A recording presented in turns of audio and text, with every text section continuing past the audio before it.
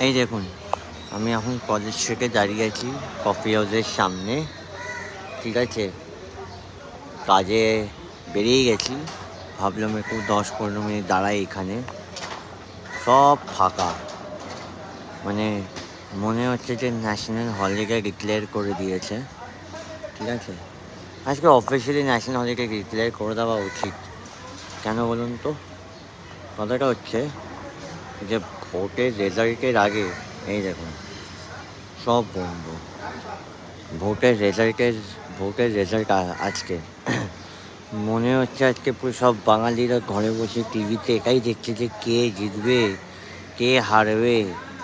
হ্যাঁ, তারপরে আমাদের সরকার কি হবে না হবে, কারুর কাজের প্রতি কোনো চিন্তা নেই। ঠিক আছে, বিক্রি বাকরা হোক কি না হোক সেটা পরের কথা, কিন্তু ভোট কে জিতবে এটা একটা বহুত বড় ইম্পর্টেন্ট একটা ব্যাপার হয়ে দাঁড়িয়েছে। আমি এতক্ষণ ধরে আমি থাকি রিপন স্ট্রিট, আমি প্রায় আপনার রেগ রোড হয়ে একটা কাজ ছিল রেগ রোড, ওইখান থেকে হয়ে আমি কলেজ স্ট্রিট এলাম। ঠিক আছে ভাই, পুরো ফাঁকা করে দিয়েছে, জায়গায় জায়গায় পুলিশ, নাকা চেকিং সব মিলিয়ে টিলিয়ে যা তা অবস্থা। তো আপনারাই বলুন কে জিতবে কে হারবে। আমি তো জানি না ভাই, আমি তো কাজের ভেতরে আছি, বুঝতেও পারছি না কী হচ্ছে না হচ্ছে নিউজে।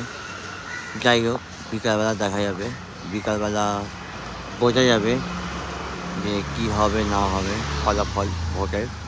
বা এইটুকু বলতে পারি, এটা মানে পশ্চিমবঙ্গের প্রথম একটা দিন এরকম আমি দেখতে পেলাম যেখানে রাস্তাঘাট এত ফাঁকা, যেখানে ইলেকশনও নেই। ঠিক আছে, আজকে ছুটিও নেই, আছে রবিবারও না, আছে সোমবার।